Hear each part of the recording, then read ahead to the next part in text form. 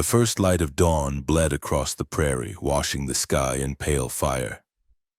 The air was thin, sharp with the scent of dry sage and dust, the kind of air that carried every sound farther than it should.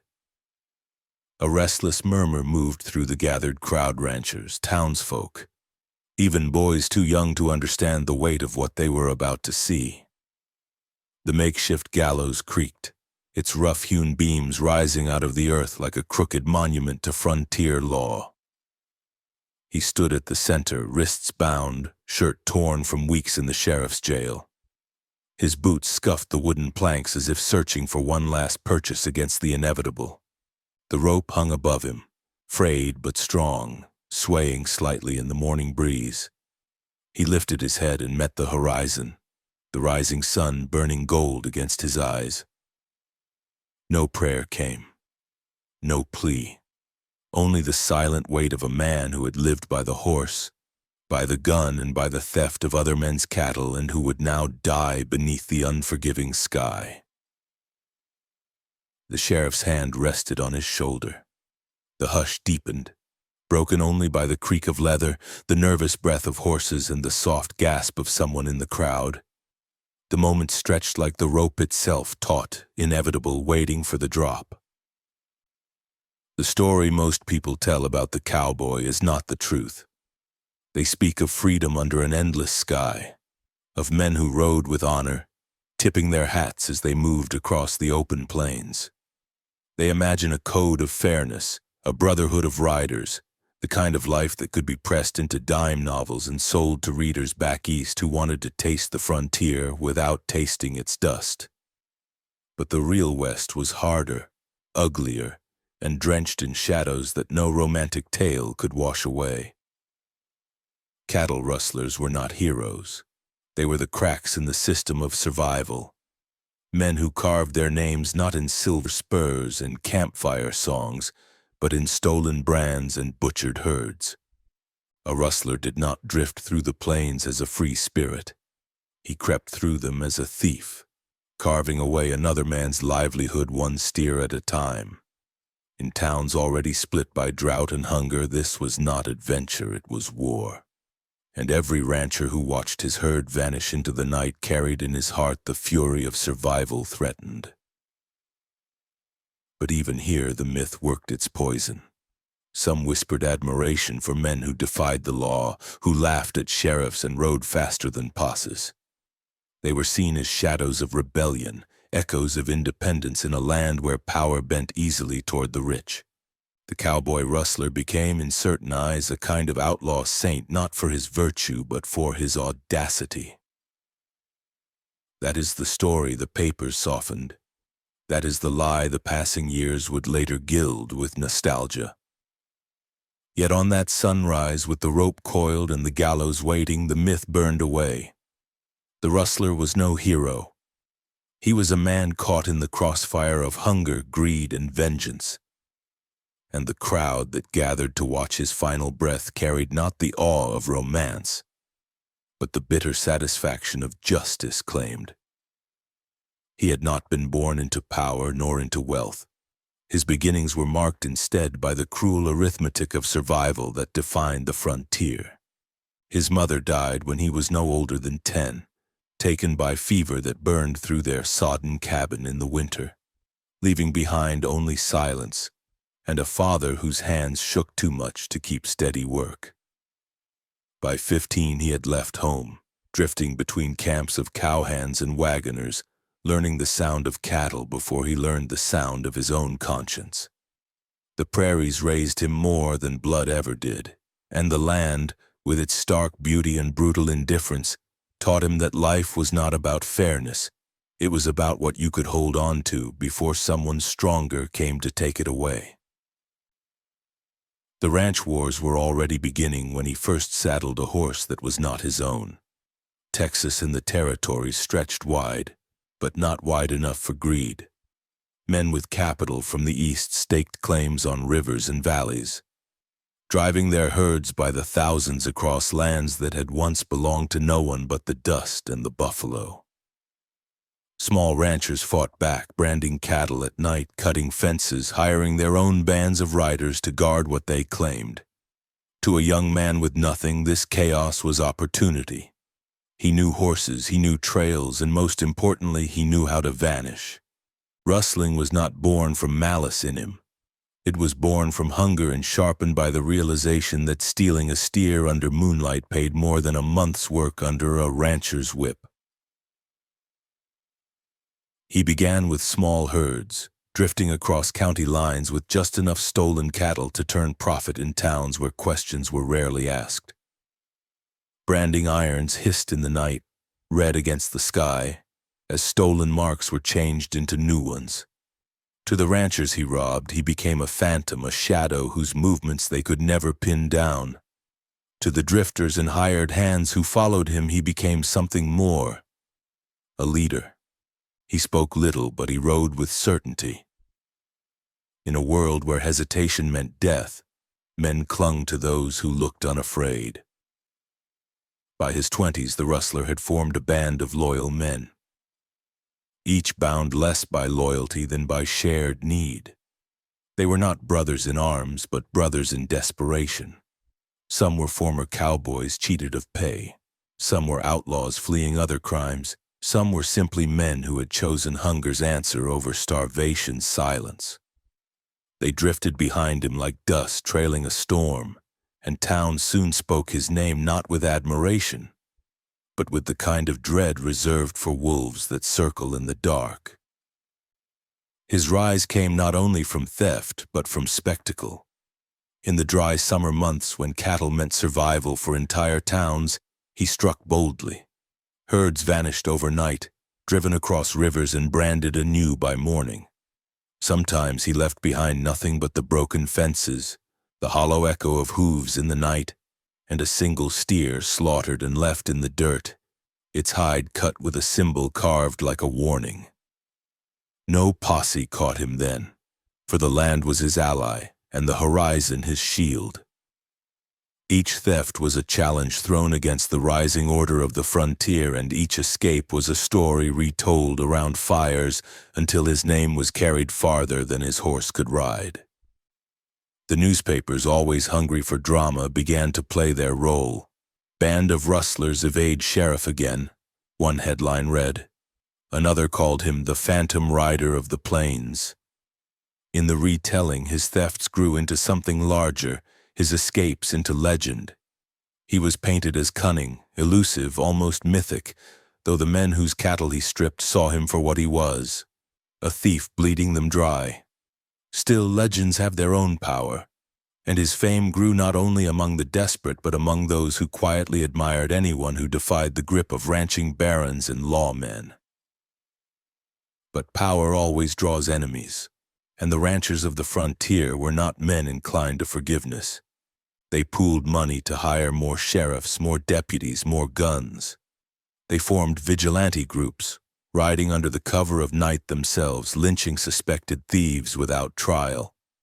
The Rustler's rise then was not one of glory, but of tension, a long, tightening rope that would one day be knotted above his neck. Yet in those years of ascendancy, he lived as though untouchable. He drank in saloons where whispers of his identity ran like fire through the room. He rode through towns with his band, unhurried, daring anyone to draw. He carved out a place in history not by building but by taking, and in the West, where everything was already a battle for possession, that was a form of power in itself. There are stories, half-truths, perhaps of the time he shot a ranch foreman in the dust outside Amarillo, the crowd too frightened to intervene. Another tale claims he rode into a small town and bought every bottle of whiskey in its only saloon, leaving with laughter that echoed down the street. Whether all these tales are true matters less than that they were believed. In a land where myth outweighed fact, his reputation became a weapon stronger than any six-shooter. And so the Rustler's rise was less about wealth than it was about the illusion of it. He owned no vast estate, no great herd, no towering house. What he owned was fear, and what he traded in was the silence of men who dared not cross him. By the time the law closed its fist, he had already carved himself into the memory of the frontier, a man who turned cattle into coin, coin into whiskey, and whiskey into the courage to laugh at the very noose that would one day wait for him at sunrise. It was not bullets that undid him, nor the endless pursuit of sheriffs riding hard beneath a baking sun. It was betrayal, as it so often is in the stories of men who rise too far on the strength of their own shadow. By the time his name had become a whisper that carried through every saloon and cattle yard in the territories, the walls were already tightening. Ranchers had pooled their resources to hire Pinkerton men, cold-eyed professionals with no taste for frontier myth. Town councils raised bounties, each dollar pinned like bait on his head. Even those who had once cheered his audacity began to weigh whether loyalty to him was worth the risk of being dragged into his fall. The end began with a deal struck in the dark. One of his own men, a rider who had drunk his whiskey, shared his fire, and pocketed his coin, turned informer. Some say he was promised amnesty, others that he had grown tired of living half a life in the saddle, forever hunted. Whatever the reason, it was this man's whisper that carried to the sheriff of a small town sitting on the edge of the plains. The Rustler and his band, the informer said, would be moving a stolen herd through a canyon trail at dawn. The sheriff did not hesitate. A posse was formed, not only of deputies but of ranchers with rifles who had lost too much to let this chance slip away. They moved under night's cover, their horses silent against the dry earth, their hearts pounding with the fever of justice long delayed. When the first light crept across the canyon, the Rustler and his men were there, and so was the law. Shots cracked like thunder against stone, scattering echoes into the sky. Horses reared, men cursed, dust choked the air until the world became a storm of confusion.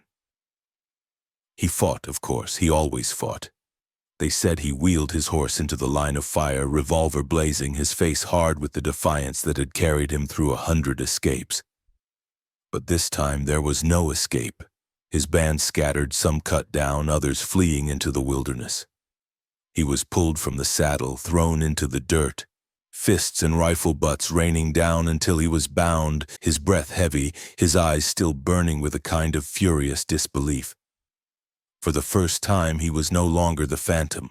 He was a man brought to ground, surrounded by enemies who had finally cornered him. The trial came swiftly, for frontier justice had no patience for delay. In towns carved from dust and hope, law was less about process and more about survival. A jury of ranchers and shopkeepers sat with grim faces as witnesses spoke of herds vanished, brands stolen, and livelihoods ruined. The informer's voice was the loudest, his testimony the nail that sealed the coffin. There were no lawyers to spin tales, no clever speeches to soften the truth. Only the weight of his deeds laid bare before a people who had long felt powerless. Still, even here, the myth clung to him. Some in the crowd swore he sat with a smile, his eyes drifting toward the windows where the sky stretched wide and unbroken. Others whispered that he mocked the proceedings, laughing under his breath as if the gallows itself were only another story waiting to be told. But the verdict was inevitable. Guilty, the foreman of the jury declared. Guilty of theft, of violence, of shattering the fragile order of the frontier. The sentence was as old as the land itself, death by hanging at sunrise. The days between the trial and the execution were a kind of limbo. He sat in the sheriff's jail, a narrow cell with bars that looked out onto the street. People came not to speak to him, but to see him, to catch a glimpse of the man whose name had become legend, now reduced to shackles and silence.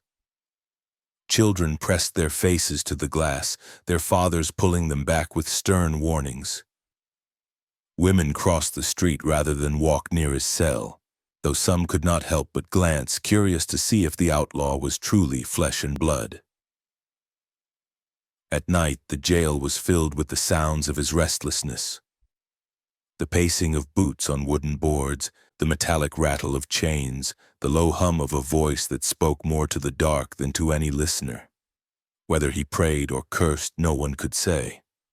But those who heard him swore that his tone carried neither fear nor regret, only the same defiance that had marked his rise.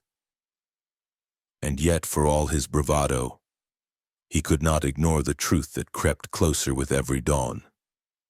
Outside, the gallows was being built, its frame rising beneath the sky like an accusation carved from timber. Each hammer strike carried through the town, each nail driven a reminder that his story would not end with escape, but with a rope swinging in the morning light. The town, restless for justice, gathered each day to watch its progress.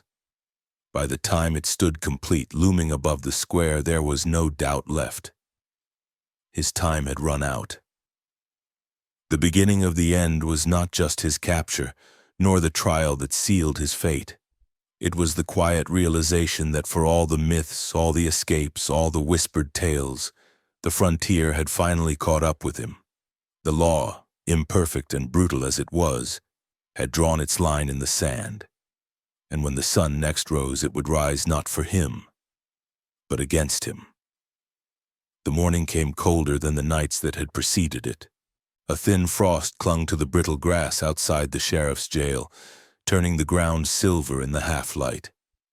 The town was awake long before the sun, roused not by alarm but by a silent agreement. Justice was to be carried out at dawn, and no one wanted to miss the moment when myth was finally unmasked by the rope. Inside the cell, he sat motionless.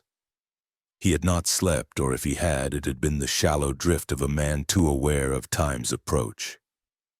The chains at his ankles whispered with the smallest of movements. Beyond the bars, footsteps passed, hushed voices stirred, the smell of wood smoke and coffee drifted in from the street. It was not the sound of a town beginning its day. It was the sound of a town holding its breath. When the sheriff entered, keys clattering at his belt, the rustler lifted his head. His eyes were bloodshot but steady, fixed not on the lawman but on the narrow strip of sky visible through the window. A thin orange light was just beginning to show there, the herald of the sun that would rise to witness his last hour. No words passed between them. The sheriff simply nodded to the deputies, who unfastened the cell door and pulled the prisoner to his feet. His boots struck the wooden floor with a hollow thud as he stepped into the corridor. Outside, the first chill wind of morning swept across the gallows, making the rope sway gently like a pendulum. The crowd had already gathered, men wrapped in wool coats, women clutching shawls, children pressed close to their mothers. Horses stamped their hooves, restless in the cold. The murmurs spread and faded as the sheriff led the condemned man out, chains clinking with each step. They had built the gallows in the town square, not on some distant hill. It rose against the pale horizon, rough timber beams cut from the surrounding land, assembled with haste and purpose. A ladder leaned against the platform, its rungs worn from many boots that had already tested them. The rope, new but already darkened with oil, hung from the crossbeam in a single loop. It did not need to look menacing. Its silence was enough. As he emerged, the crowd parted, creating a corridor of faces. Some glared with hard eyes. Others watched with the uncertain curiosity of those who had never seen a man led to his end. A few, though, carried an expression that was harder to name, not pity, but something close. A recognition that even an outlaw stripped of his legend was still a man about to step into eternity. He walked with surprising steadiness. His shoulders, though bound, did not slump. His face, though gaunt from weeks in confinement, did not show the tremor of fear. If there was any crack in his defiance, it was hidden beneath a mask carved from dust and sunburn.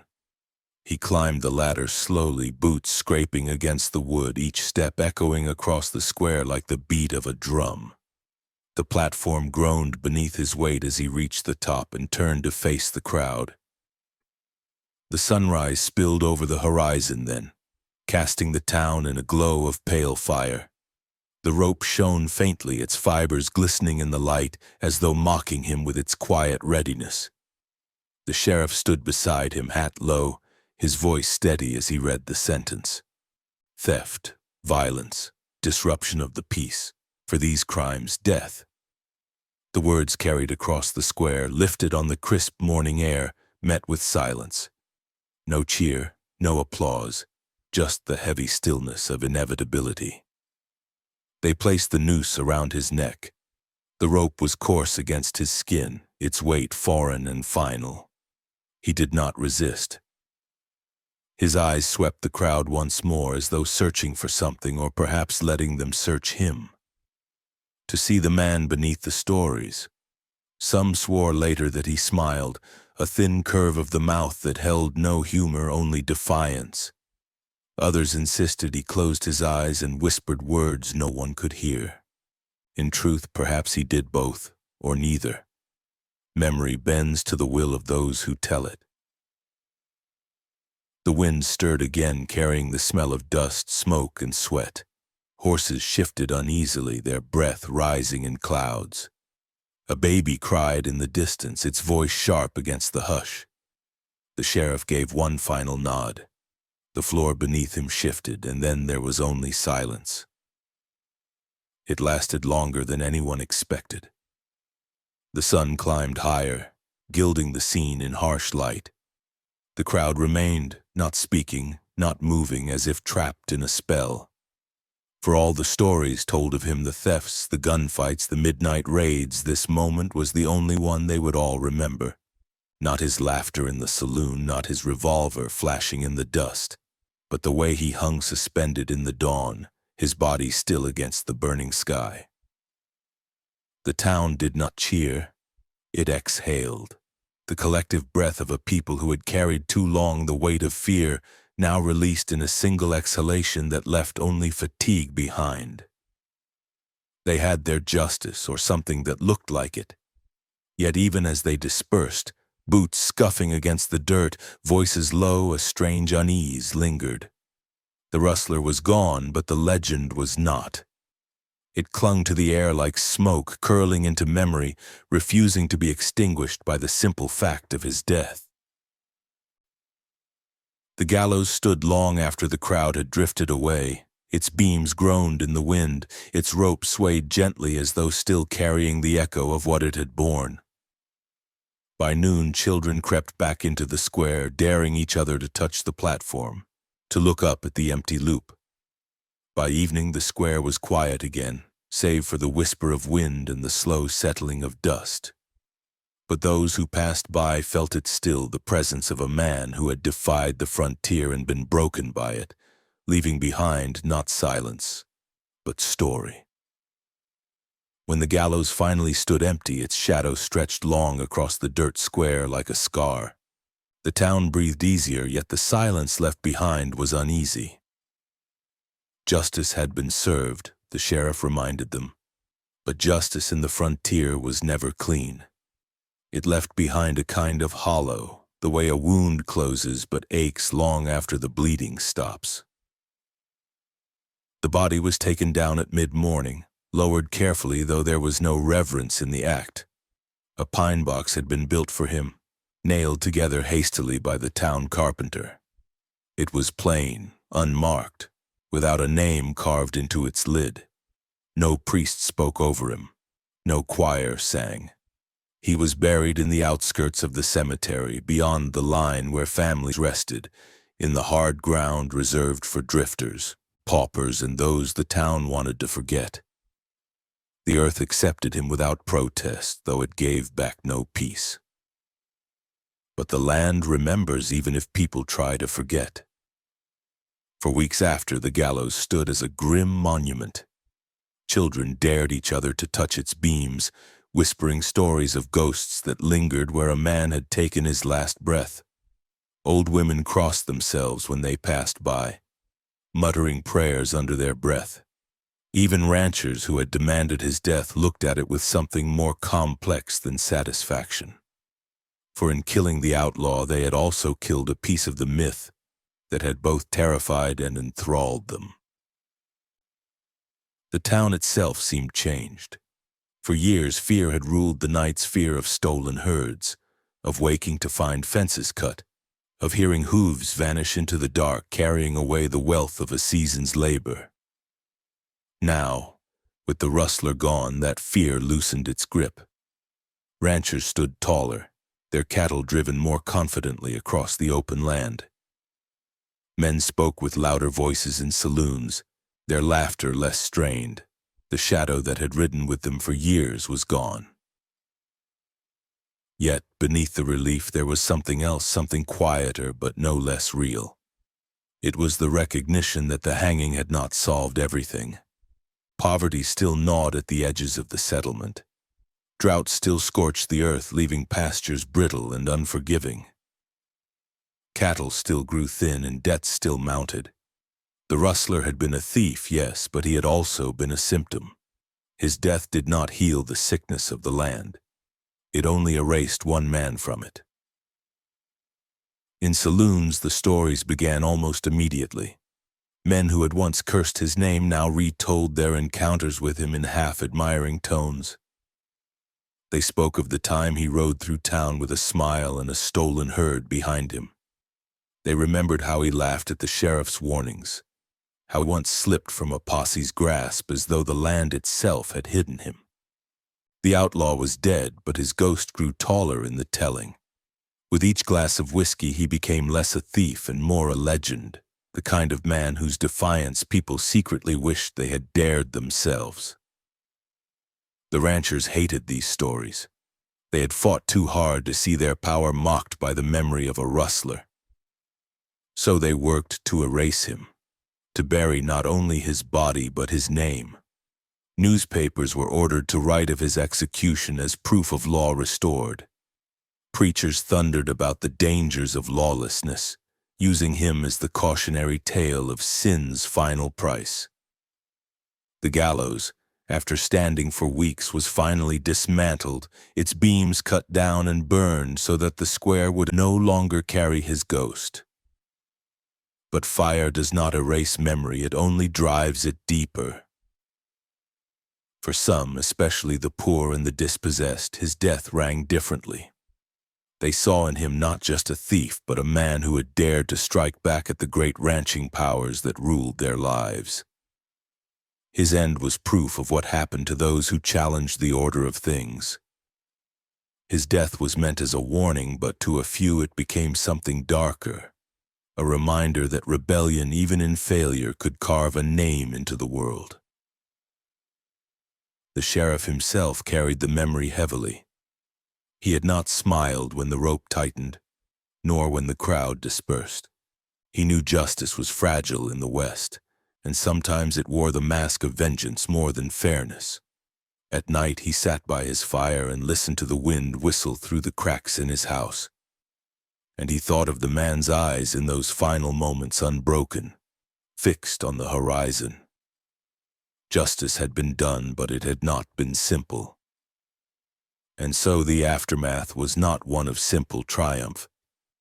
It was a tapestry of contradictions, relief tangled with unease, satisfaction woven with the stubborn threads of myth. The outlaw was gone, buried in unmarked soil, but his name remained, whispered in saloons, carried in stories, etched into the collective memory of a people who needed villains as much as they needed heroes. For in the hard soil of the frontier, where survival itself was a daily execution, every man carried a little of both. The sun that rose on his final morning did not linger on the gallows for long. By noon it had burned away the frost. By evening it had dipped behind the horizon, and the town had already folded the memory into its ordinary rhythms. Cattle still needed tending, fences still needed mending, debts still needed paying. Life on the frontier never paused for long, not even for death. Yet beneath the churn of daily survival, something remained. The outlaw was gone, but the story had just begun to live. In saloons, men replayed the hanging as though it were theater. each embellishment reshaping the man into something larger than life. To some, he became a demon proof of what greed and lawlessness did to a man who chose theft over labor. To others, he became a martyr of sorts, a figure who stood against the order imposed by wealthy ranchers and Eastern money, who had dared to laugh in the face of power until the rope silenced him. Each telling shifted as stories do, but all of them kept him alive. And perhaps that was the cruelest truth of all. The rope could take his breath, but it could not silence the echo he left behind. The townsfolk might have wished to bury his name with his body, but memory has its own stubborn will. Children who had hidden their faces at the gallows grew into adults who recalled it in whispers. The scar of the gallows remained long after its beams were cut down and burned, not in wood or rope, but in the minds of those who stood in that square and saw a man meet the horizon with his eyes open. The West itself was shaped by such moments. Justice here was not polished, not precise. It was carried out in dust and silence beneath skies too vast for human laws to fully tame. The hanging of a rustler at sunrise was more than punishment. It was ritual, a performance of power meant to hold a fragile community together. The outlaw became the offering, his body the proof that order could be enforced even at the ragged edges of civilization. But history is never neat. The same act that brought closure also deepened the myth. For every man who swore never to rustle a steer, there was another who admired the audacity of the one who did. For every family who slept easier knowing justice had been done, there was another who whispered that the rustler had lived freer in a few short years than most men did in a lifetime of toil. In death, he became both warning and legend, sinner and saint, villain and hero, because the West itself was made of such contradictions. And so his legacy was not written in the pine box that held his body, nor in the unmarked grave where the earth swallowed him. It was written in the dust of trails, in the half-spoken stories told over whiskey, in the uneasy silence that followed whenever someone dared to say his name aloud. The execution was meant to erase him, but instead it carved him into the land. The body was gone, but the echo of his last dawn never left the stone. This was not justice, this was memory weaponized.